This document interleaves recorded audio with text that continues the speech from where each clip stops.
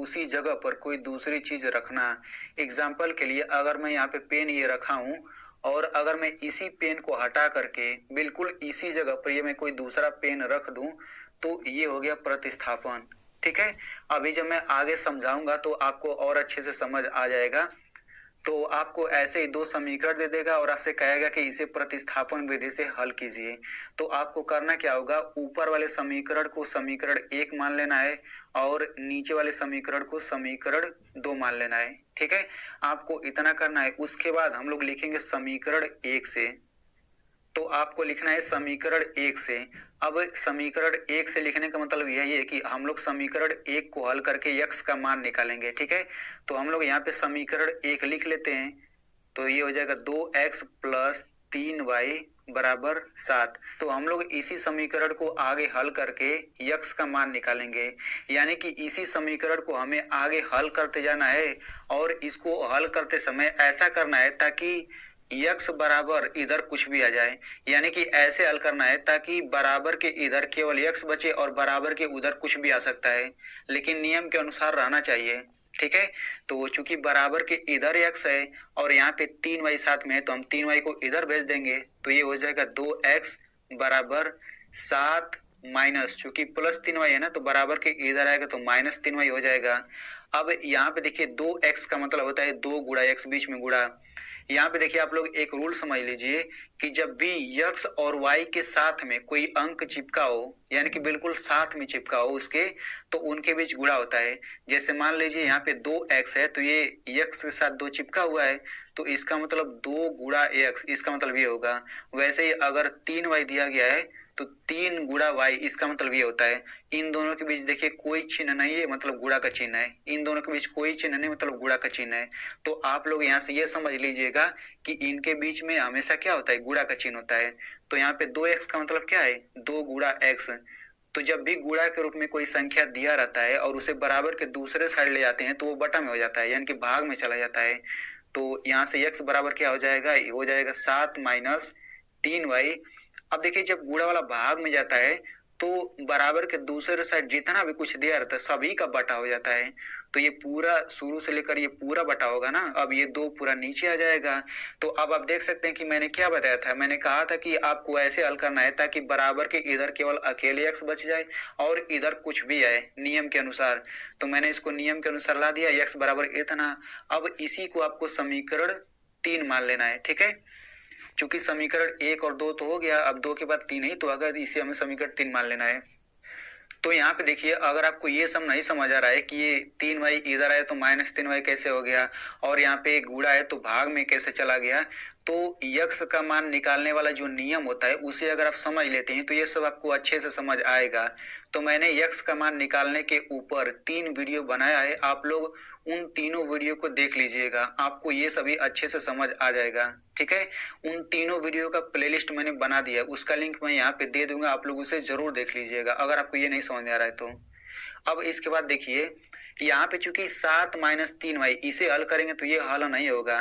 यहाँ पे देखिए बहुत लोग क्या करेंगे कि 7 माइनस 3y यहाँ पे ऊपर है ना, तो बहुत लोग ऐसे करेंगे 7 में से 3 घटा 4 और ये y का y रहेगा, तो ऐसे नहीं घटता है। ये देखिए y अगर है तो y वाला कोई अंक रहेगा तभी घटेगा। जैसे अगर ये 7 है तो अगर ये 7y रहता तब जाकर के ये 4y होता। ठीक है, हमेशा याद रखिएगा कि जो अंक होता है, जो संख्या, वो संख्या के साथ ही जुड़ता घटता है और जो y वाला है वो y वाले के साथ ही जुड़ता घटता है। ठीक है, अभी आपको आगे समझ में आता जाएगा। तो इसके बाद यक्स का मान आएगा तो इसे समीकरण 3 मान लेना है। अब यहाँ पे देखिए यक्स बराबर ये पूरा इतना है, यानी कि ये दोनों चीज बराबर है ना। तो अगर हम लोग इसी यक्स के मान को समीकरण 2 में रख दें तो हमारा y का मान निकल जाएगा। तो हम लोग लिखेंगे यक्स का मान समीकरण 2 में रखने पर। तो यहाँ पे आप लोग एक चीज समझ लीजिए कि मैंने सबसे पहले समीकरण 1 से लिखा, फिर मैं समीकरण 1 को हल करके यक्स बराबर यहाँ पे कुछ इतना ला दिया। अब मैंने इसे समीकरण 3 माना। चूंकि ये जो है समीकरण 1 से मैंने हल करके लाया है तो इसी मान को हम समीकरण 2 में रखेंगे। ठीक है, आप समीकरण 1 से आपने मान निकाला है तो आप समीकरण 1 में नहीं रख सकते, इसको आप समीकरण 2 में रखेंगे। तो यहाँ पे रख दीजिए समीकरण 2 में। तो समीकरण 2 क्या है, समीकरण 2 है 3x माइनस वाई बराबर 5। तो इसी यक्स की जगह आप ये पूरा रख दीजिए। तो ये हो जाएगा 3 गुणा, चूंकि इनके बीच गुणा रहता है ना, अब x ये पूरा रखिए तो ये हो जाएगा 7 माइनस 3y/2 और बचा क्या, माइनस वाई बराबर 5 ये बचेगा। तो आप लोग यहाँ से एक और चीज समझ लीजिए कि जब भी आप x का मान उठा करके समीकरण 2 में रखेंगे तो यहाँ पे आप कोष्टक लगाना जरूरी है। यानी कि पहले x था ना, अब x जगह आपने ये रखा तो कोष्टक लगाना जरूरी है, नहीं तो गलत हो जाएगा। अब यहाँ पे देखिए 3 है ना, तो 3/1 हम लिख सकते हैं। देखिए कोई भी संख्या हो, चाहे कुछ भी दिया हो, जैसे मान लीजिए यहाँ पे 5 दिया है तो मैं 5/1 लिख सकता हूँ, यानी कि बटा 1 हम लोग अपने मन से लिख सकते हैं। जैसे यहाँ पे मान लीजिए 3y है तो इसका हम बटा 1 अपने मन से लिख सकते हैं, कोई फर्क नहीं पड़ता है। तो वैसे यहाँ पे सभी का बटा 1 कर लीजिए, यहाँ पे मैं बटा 1 कर लेता हूँ। अब मैं बटा 1 क्यों कर रहा हूँ अभी मैं आगे आपको समझ आ जाएगा। तो अब 3 का ऊपर गुणा कर लीजिए तो 3 7 21 हो गया, 3 का माइनस 3y में गुणा करेंगे तो माइनस 9y हो गया, फिर बटा 1 का 2 में गुणा करेंगे 2 हो जाएगा, फिर माइनस y/1 बराबर 5/1। तो देखिए मैं इस तरह का सवाल भी उस प्लेलिस्ट में हल करवा दिया है। यानी कि x का मान निकालने वाला जितना भी सवाल होता है उसको मैंने केवल 3 वीडियो बनाया, उसी में मैंने पूरा रूल समझा दिया है, उसी में आपको इस तरह का सवाल भी हल मिल जाएगा। तो आप लोग उस वीडियो को जरूर देखिएगा। वैसे मैं इसमें थोड़ा बेसिक से समझाऊंगा भी, अगर आपको नहीं समझ आता है तो आप लोग वो वीडियो जरूर देखिएगा, आपको अच्छे से समझ आ जाएगा। उसका लिंक मैं यहाँ पे दे दूंगा। तो चलिए इसे हल करते हैं। तो चूंकि यहाँ पे देखिए बराबर के इधर एक भिन्न है और यहाँ पे दूसरा भिन्न है, ठीक है।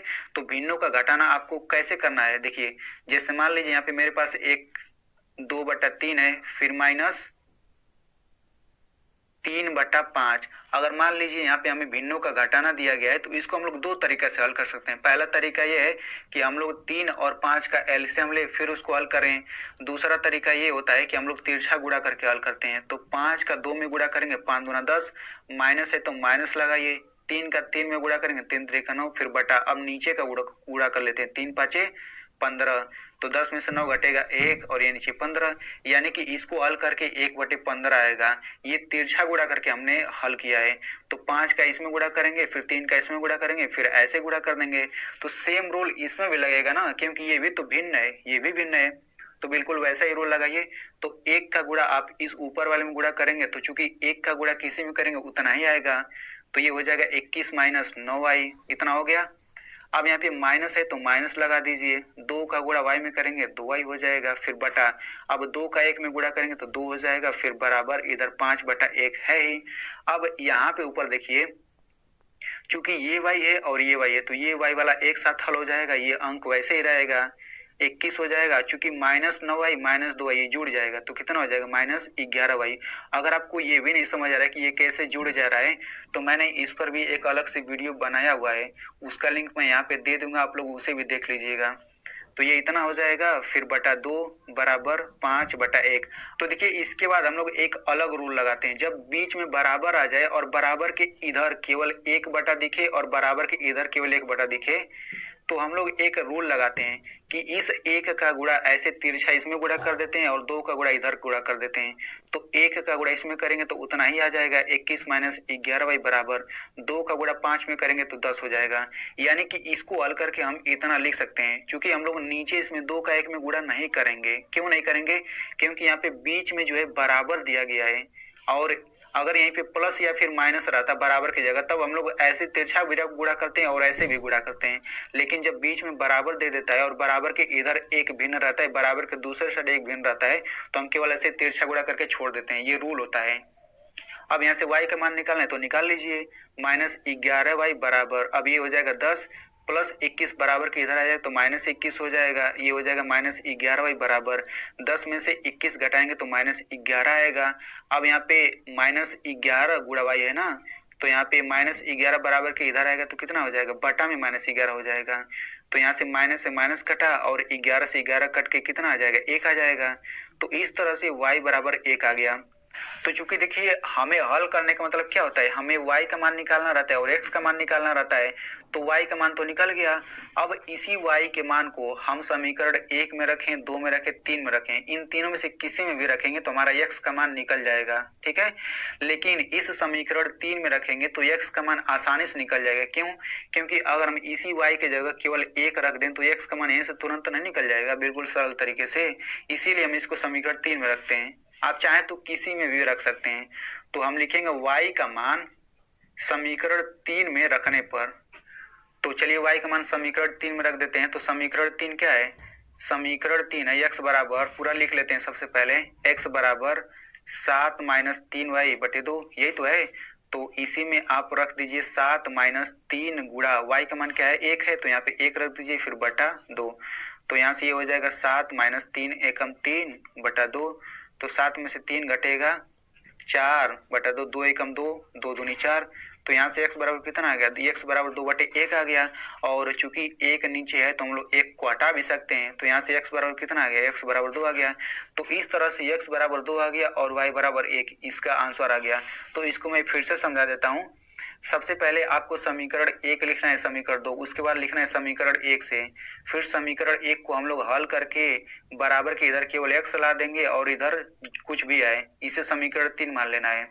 फिर इसी मान को हमें समीकरण 2 में रखना है। ठीक है, चूंकि हमने इसको समीकरण 1 से निकाला है ना, तो हमें समीकरण 2 में रखना पड़ेगा। तो इसे हम समीकरण 2 में रखेंगे। तो चूंकि x बराबर ये पूरा है तो हम लोग इसी x की जगह ये पूरा रख सकते हैं, क्योंकि दोनों बराबर है। तो यहाँ पे हम लोग रखेंगे तो ये कुछ इस तरीके से हो जाएगा। अब देखिए इसको हम लोग प्रतिस्थापन विधि क्यों बोलते हैं। देखिए शुरू में यहाँ पे x था, लेकिन हमने इसी x को हटा करके इसके जगह ये पूरा रखा है, यानी कि इसको हमने प्रतिस्थापित करके ये रखा ना, इसीलिए प्रतिस्थापन विधि बोलते हैं। अब इसके बाद इसे आप लोग हल करेंगे तो यह y बराबर 1 आ जाएगा। इसी y के मान को आप समीकरण 3 में रखेंगे तो x का मान आ जाएगा। तो इस तरह से ये प्रतिस्थापन विधि हल हो गया। तो आप लोग ऐसे ही जितने भी सवाल होते हैं उन सभी को आप लोग प्रतिस्थापन विधि से हल करने की प्रैक्टिस करिएगा, और बिल्कुल ऐसे ही हल करते जाएंगे तो आपको हर एक सवाल हल हो जाएगा। तो चलिए अब हम लोग विलोपन विधि समझते हैं। तो दोस्तों अब हम लोग इस रैखिक समीकरण युग्म को विलोपन विधि से हल करते हैं। तो मैं आपको पहले ही बता देता हूं कि प्रतिस्थापन विधि और विलोपन विधि, इन दोनों विधियों में से जो ये विलोपन विधि है, इस विधि से सवाल जो होता है बहुत सरल तरीके से हल हो जाता है। तो आप लोग इसको जरूर अच्छे से समझिएगा, क्योंकि अगर आप इसे अच्छे से समझ लेते हैं तो फिर किसी भी रैखिक समीकरण युग्म को आप बहुत ही आसानी से हल कर सकते हैं। ठीक है, तो ये भी सिंपल है, बस आप ध्यान से इसे समझिएगा। तो आपको ऐसे ही दो समीकरण दिया रहेगा। तो सबसे पहले हम इसे समीकरण 1 मान लेंगे और इसे समीकरण 2 मान लेंगे। ठीक है, अब उसके बाद हमें करना क्या है, चलिए मैं आपको पहले ही बता देता हूँ कि विलोपन का मतलब क्या होता है। तो देखिए विलोपन का मतलब होता है किसी चीज का विलोपन करना, यानी किसी चीज को विलुप्त कर देना। और विलुप्त करने का मतलब क्या होता है? गायब करना, यानी कि किसी चीज को गायब कर देना, वही विलोपन कहलाता है। तो इसमें हम लोग वही चीज करते हैं, हम लोग x वाले को गायब कर देते हैं तो केवल y वाला बचता है।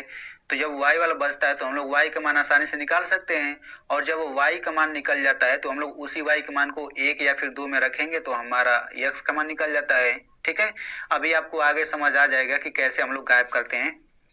तो देखिए सबसे पहले हम लोग क्या करेंगे, यहाँ पे x के पहले 3 है ना, चूंकि हमें x वाला गायब करना है तो हम लोग केवल x वाले पर फोकस करेंगे। तो यहाँ पे x के पहले 3 है तो इस 3 का गुणा हम समीकरण 1 में कर देते हैं, और इस x के पहले 2 है तो हम लोग इस 2 का गुणा समीकरण 2 में करेंगे। तो हम लोग सबसे पहले वही लिखते हैं। तो लिखेंगे समीकरण 1 में 3 से तथा समीकरण 2 में 2 से गुणा करने पर। तो देखिए मैंने क्या लिखा, समीकरण 1 में 3 से तथा समीकरण 2 में इस 2 से गुणा करने पर, यानी कि इस 3 से गुणा हम इसमें कर देंगे और इस 2 का गुणा हम लोग इसमें कर देंगे। तो चलिए गुणा कर लेते हैं हम लोग। तो इस 3 का गुणा आप सभी में पूरा शुरू से लेकर अंत तक गुणा करेंगे ना। तो 3 का गुणा 2 में करिए, 3 दूना 6x प्लस 3 का 3 में गुणा करेंगे 3 तरीका 9y, फिर बराबर 3 का 7 में गुणा करेंगे 3 सते 21 हो गया। ठीक है, अब आप इसको समीकरण 3 मान लीजिए। अब हम लोग समीकरण 2 में इस 2 से गुणा करेंगे, तो 2 से गुणा करिए सभी में, तो 2 तिया 6x हो जाएगा, फिर ये हो जाएगा माइनस 2y बराबर 2 5 10। तो आप इसको समीकरण 4 मान लीजिए, ठीक है। अब यहाँ पे देखिए आपको समीकरण 3 और 4 निकालने के बाद अब आपको समीकरण 3 में 4 घटाना भी पड़ सकता है, समीकरण 3 और 4 को जोड़ना भी पड़ सकता है। तो कैसे हम लोग पता करेंगे कि हमें समीकरण 3 में से 4 को घटाना है या फिर समीकरण 3 में 4 को जोड़ना है? तो ये आपको इसको देख करके पता लगेगा, यानी कि चूंकि हम लोग केवल x के पहले 2 है और 3 है तो ऐसे गुणा कर रहे हैं ना, यानी केवल x पर फोकस कर रहे हैं। तो यहाँ पर भी केवल x पर फोकस करिए, तो यहाँ पे आप देख सकते हैं यहाँ पे 6x है, यहाँ पर भी 6x है, ठीक है। तो यहाँ पे जब भी इस तरह से गुणा करेंगे ना तो ये गुणा वाला ये दोनों बराबर ही आएगा। जैसे यहाँ पे 6x है तो यहाँ पे भी 6x आएगा। तो यहाँ पे आप देख सकते हैं दोनों का 6x है। तो अगर इन दोनों बराबर वाले के पहले अगर दोनों का प्लस प्लस चिन्ह है, यहाँ पे हम लोग देख लेते हैं, अगर इन दोनों के बराबर के पहले प्लस प्लस चिन्ह है यानी कि दोनों का अगर सेम चिन्ह है, तब हम लोग उस स्थिति में घटाते हैं, समीकरण 3 में से 4 को घटाएंगे। और अगर इन दोनों के पहले माइनस माइनस का चिन्ह है तब भी तो सेम सेम चिन्ह है, तो उस स्थिति में भी हम लोग घटाते हैं। लेकिन अगर एक का चिन्ह प्लस है दूसरे का चिन्ह माइनस है तब हम लोग जोड़ते हैं। तो अगर आपको अभी भी अच्छे से समझ नहीं आ रहा है तो अभी आपको समझ आ जाएगा। तो देखिए कोई भी संख्या हो उसके आगे अगर माइनस का चिन्ह नहीं है तो उसके आगे प्लस का चिन्ह रहता है। तो यहाँ पे चूंकि माइनस का चिन्ह है इसका मतलब इनके और इनके पहले प्लस प्लस का चिन्ह है। तो जब इन दोनों के पहले प्लस प्लस का चिन्ह है यानी कि सेम चिन्ह है तो हम क्या करेंगे, हम समीकरण 3 में से 4 को घटाएंगे। तो हम लोग लिखेंगे समीकरण 3 में से समीकरण 4 को घटाने पर, तो समीकरण 3 में से समीकरण 4 को घटाने के लिए हम लोग सबसे पहले समीकरण 3 ऊपर लिख लेते हैं। ये कुछ इस तरीके से समीकरण 4 को आप नीचे लिख लीजिए और ये हो जाएगा 10। तो यहाँ पे आप ध्यान से देखिए जब भी हम लोग घटाते हैं तो घटाते समय चिन्ह बदल जाता है, ठीक है, और जोड़ते समय चिन्ह में कुछ भी परिवर्तन नहीं आता है। जैसे अगर घटाएंगे ना तो सभी चिन्ह बदल जाएगा। तो यहाँ पे देखिए ये प्लस 6x था, अब ये माइनस 6x हो जाएगा। तो प्लस से माइनस हो गया, अब चूंकि ये माइनस 2y है ना तो अब ये प्लस 2y हो जाएगा। और यहाँ पे प्लस 10 था तो ये माइनस 10 हो जाएगा।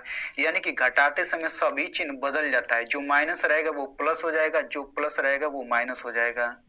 तो इस चीज को हम लोग थोड़ा और अच्छे से समझ लेते हैं। जैसे मान लीजिए अगर आपसे कहा जाए कि 6 में से 3 को घटाइए, इसको आप थोड़ा ध्यान से समझिएगा।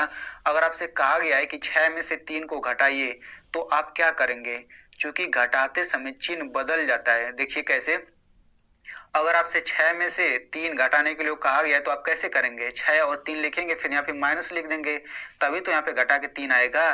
तो आप देख सकते हैं कि ये प्लस 6 था और ये प्लस 3 था, लेकिन जब घटाना था तो घटाने के लिए अगर कहा था तो ये प्लस 3 से अब ये माइनस 3 हो गया। तो चूंकि प्लस से माइनस क्यों हुआ है, क्योंकि आप घटा रहे हैं। लेकिन अगर आपको कहा जाए कि 6 में 3 जोड़िए तो ये पहले से प्लस था और ये भी प्लस है, तो जब जोड़ने के लिए कहा जाए तो ऐसे जोड़ लेते हैं, इसके पहले ये चिन्ह कुछ भी परिवर्तन नहीं होता है, ठीक है। इसीलिए देख सकते हैं कि घटाते समय चिन्ह बदल जाता है। तो हम लोग यहाँ पे प्लस था तो माइनस कर लेंगे, माइनस है तो प्लस कर लेंगे और यहाँ पे माइनस, ठीक है। तो चूंकि मैंने बताया कि अगर समान समान चिन्ह रहता है तो हम लोग घटाते इसीलिए ताकि एक चिन्ह बदल जाए, और जब एक चिन्ह बदल जाएगा तो फिर वो आसानी से कट जाएगा, ठीक है। तो अब हम लोग इसको हल करेंगे तो ये 6x है और ये माइनस 6x हो गया ना, अब ये प्लस 6x नहीं रहा, अब ये माइनस 6x हो गया। तो अगर आप लोग इसको ऐसे हल करेंगे 6x माइनस 6x तो कितना आएगा, 0 आएगा। यानी कि 0 आएगा तो इसको हम ऐसे काट सकते हैं। अब इसको 9y और प्लस 2y हो गया ना, तो इसको ऐसे हल करिए 9y प्लस 2y। इसका मतलब इसको हल करने का मतलब ये होता है ऐसे 9y प्लस 2y, ठीक है। तो 9 में दो जोड़ेंगे कितना आएगा, ये 11 आ जाएगा, y है तो y लिखिए फिर बराबर। अब 21 में से 10 घटाएंगे तो 11 आ जाएगा। अब यहाँ पे 11 गुणा y है ना, तो यहाँ से y बराबर हो जाएगा 11/11। इसे काटेंगे तो 1 आ जाएगा। तो चूंकि y बराबर कितना आ गया, y बराबर 1 आ गया। अब इस y के मान को हम समीकरण 3 में, समीकरण 1 में रखें, 2 में रखें, 3 में, 4 में, किसी में भी रखेंगे तो हमारा x का मान आ जाएगा, ठीक है। तो हम लोग इस y के मान को समीकरण 1 में रखते हैं। तो यहाँ पे मैं आपको थोड़ा और अच्छे से यहाँ पे थोड़ा सा समझा देता हूँ। यहाँ पे देखिए मैंने ये एक दूसरा सवाल लिया है, ठीक है, ये दूसरा सवाल। तो यहाँ पे आप देख सकते हैं -3x प्लस y बराबर 1 है और 5x माइनस 2y बराबर -3 है। तो यहाँ पे कैसे गुणा करेंगे, तो देखिए इस x के पहले -3 है तो हम लोग माइनस पर ध्यान नहीं देते, केवल संख्या पर ध्यान देंगे। तो यहाँ पे केवल 3 है, तो इस 3 का गुणा आपको 2 में करना रहेगा, और यहाँ पे x के पहले 5 है तो इस 5 का गुणा आपको समीकरण 1 में करना रहेगा। तो यहाँ पे मैंने गुणा कर दिया, तो आप देख सकते हैं गुणा करने के बाद यहाँ पे 15x हो गया, यहाँ पे 15x हो गया है, दोनों 15x है, लेकिन यहाँ पे माइनस का चिन्ह है, यहाँ पे प्लस का चिन्ह है। तो यहाँ पे आप देख सकते दोनों चिन्ह विपरीत है, तो हम यहाँ पे जोड़ेंगे। क्यों जोड़ेंगे? क्योंकि ये चिन्ह विपरीत है, और चूंकि आपको पता है कि जोड़ते समय चिन्ह में कोई बदलाव नहीं होता है, तो जब जोड़ेंगे तो चिन्ह में कोई बदलाव नहीं होगा, तो ये पूरा कट जाएगा, ये कोई भी चिन्ह नहीं बदलेगा। अब ये 5y है और ये माइनस 6 है, इसको हल करेंगे तो -1y हो जाएगा, और इसको अगर हल करेंगे तो 5 में से 9 घटेगा, कितना आएगा? -4 आएगा। ठीक है, अब इसको मतलब आप समझ जाइए कैसे हल करना है, मतलब मेन चीज यही हमें समझाना था। अब चलिए हम लोग इसको हल करते हैं। तो अब लिखेंगे y का मान समीकरण 1 में रखने पर, तो अब हम लोग y का मान समीकरण 1 में रख लेते हैं। तो समीकरण 1 सबसे पहले यहाँ पे लिख लेते हैं, 2x + 3y = 7। तो यहाँ से ये हो जाएगा 2x + y की जगह 1 रखना है, 3 × 1 हो जाएगा, फिर बराबर 7। तो यहाँ से ये हो जाएगा 2x = 7, यहाँ पे 3 एकम 3 हो जाएगा, +3 है ना, तो बराबर के दूसरी साइड -3 हो जाएगा। तो यहाँ से ये हो जाएगा 2x = 7 में से 3 घटेगा 4, और यहाँ से x बराबर हो जाएगा 4/2, 2 एकम 2, 2 दूनी 4। तो यहाँ से आप देख सकते हैं x = 2/1 आ गया, और 1 से 2 में भाग देंगे कितना आएगा? 2 ही तो आएगा। तो इस तरह से x = 2 आ गया और y = 1 आ गया। तो आप देख सकते हैं कि मैंने इसी सवाल को जब प्रतिस्थापन विधि से भी हल किया था, तब भी x = 2 आया था और y = 1 आया था। यानी कि एक ही सवाल को आप किसी भी विधि से हल करेंगे तो उत्तर सेम ही आएगा। ठीक है, तो आई होप आपको अब विलोपन विधि भी समझ आ गई।